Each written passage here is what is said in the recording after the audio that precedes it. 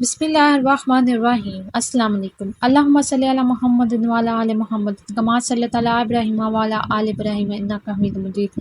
اللہم بارک علی محمد وعلی آل محمد کما صلیت علی ابراہیم وعلی آل ابراہیم انک حمید مجید۔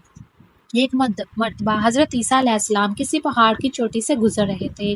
اس وقت ابلیس ان کے پاس آیا اور اس نے کہا کہ اے روح اللہ، یہ بتاؤ کیا تمہارا خدا اس بات پر قادر ہے کہ اگر تم اس چوٹی سے نیچے گرو تو وہ تمہیں بچا سکتا ہے؟ حضرت عیسیٰ علیہ السلام نے کہا جی ہاں، میرے رب کو یہ قدرت حاصل ہے۔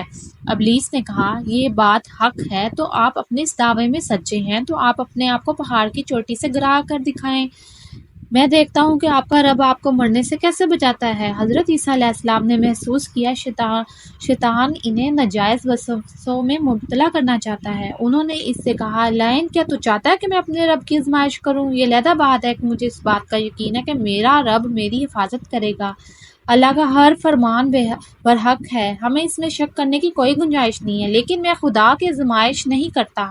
کچھ دنوں کے بعد پھر ابلیس ان کے پاس آیا اور ان سے کہا عیسیٰ، تم تو اللہ ہو کیونکہ تم مردے زندہ کرتے ہو اور غیب کا علم جانتے ہو، لوگوں کی غیب کی خبریں دیتے ہو۔ حضرت عیسیٰ علیہ السلام نے ان کی بات کاٹتے ہوئے کہا لعین، تو جھوٹ بکتا ہے، میں اللہ کا بندہ ہوں، اللہ میری دعائیں قبول کرتا ہے اور اسی کے حکم سے میں مردوں کو زندہ کرتا ہوں۔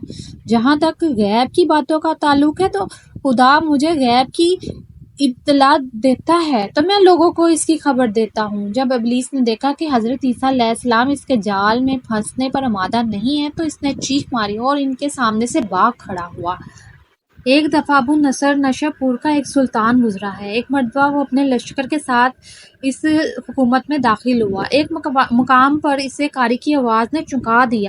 ابو نصر قاری کی آواز سن کر رک گیا اور وہ سورۃ العمران کی آیت نمبر 26 کی تلاوت کی، جس کا ترجمہ یہ ہے، کہہ دے کہ اللہ تو ہی مالک ملک ہے، تو جسے چاہے سلطنت عطا کرے اور جس سے چاہے سلطنت چھین لے اور جسے چاہے عزت دے اور جسے چاہے ذلت دے، تمام بھلائی تیرے ہاتھ میں ہے، بے شک تو ہی ہر چیز پر قدرت رکھتا ہے۔ اس آیت مجیدہ نے سلطان کے دل پر اتنا گہرا اثر کیا کہ وہ اس آیت سن کر کانپ اٹھا اور گھوڑے سے اترا اور رکوع کیا، پھر سجدہ بجا لایا اور کچھ عرصے کے بعد اس کی وفات ہو گئی۔ اس کے بعد ایک دوست کے خواب میں آیا اور خدا نے اسے جنت میں عظیم مقام عطا کیا۔ پرانے زمانے میں انطاکیہ ایک بہت بڑا شہر تھا۔ اس شہر میں ایشیا کوچک میں واقع تھا۔ اس شہر کی لمبائی 12 میل تھی اور اس میں انسانوں کی ایک بھاری تعداد موجود تھی۔ انطاکیہ شہر کے لوگ گمراہ اور ظالم تھے، وہ ستاروں اور بتوں کی پوجا کرتے تھے۔ اللہ تعالیٰ نے ان کے لیے ہدایت کے لیے ان کے پاس 2 نبی بھیجے۔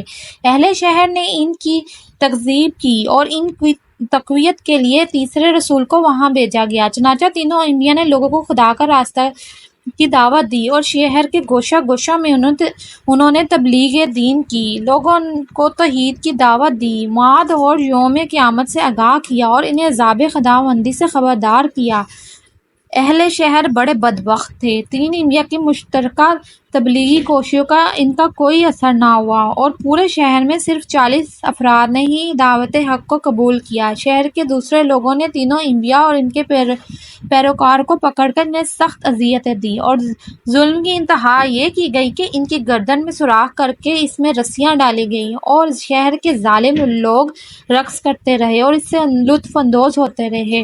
اس شہر میں ایک مرد مومن رہتا تھا جس کا نام حبیب النجار تھا۔ وہ اس انبیاء پر ایمان لایا تھا لیکن وہ اپنے ایمان کو مخفی رکھتا تھا۔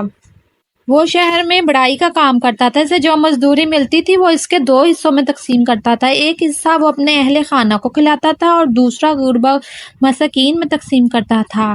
جب اس کو اس ظلم کا پتہ چلا تو اس نے اپنی قوم کو تبلیغ کرتے ہوئے کہا، اے میری قوم، ان کی ابتدا کرو جو تم میں کوئی اجر نہیں مانگتے، وہ راہ راست پر ہیں، اور میں کیوں نہ اس ذات کی بندگی کروں جس نے مجھے پیدا کیا ہے اور جس کی طرح تم سب کو پلٹ کر جانا ہے۔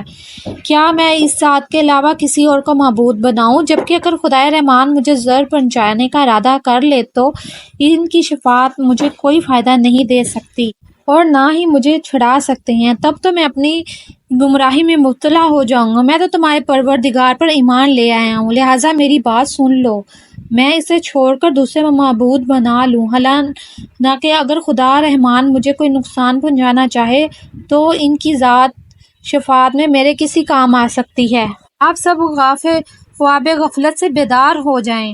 اور وہ اتنے ظالم لوگ تھے کہ وہ سب ان پر ٹوٹ پڑے اور بیچارے کو اتنا مارا کہ اس کی آنتیں باہر آ گئیں، پھر اس کا گلا دبا کر قتل کر دیا اور لاش کو ایک کنویں میں ڈال دیا اور اس کے اوپر مٹی ڈال دی گئی۔ وہ کنواں اس کے مدفن بن گیا۔ بعض روایات کے مطابق ظالموں نے اسے پکڑ کر آری کے ساتھ 2 حصوں میں تقسیم کیا تھا۔ ایک اور روایت میں ہے کہ لوگوں نے اس کی گردن میں سوراخ کیا اور اس میں رسی ڈالی، پھر اسے صلیب پر چڑھا دیا، جہاں اس کی موت واقع ہوئی۔ اور موت سے قبل انہیں انبیاء کرام دکھائی دیے تھے اور اس نے آخری الفاظ کہے تھے کہ تمہارے رب پر ایمان لایا ہوں، میرے گواہ رہنا۔ اس کے بعد ان کی روح پرواز کر گئی تھی اور اللہ تعالیٰ نے انہیں جنت الفردوس میں اعلیٰ مقام عطا فرمایا۔ اگر آپ کو یہ میری کہانی پسند آئی ہو تو پلیز شیئر کیجیے گا اور میرے چینل کو سبسکرائب کیجیے گا۔ اپنا بہت سا خیال رکھیے گا۔ اللہ حافظ۔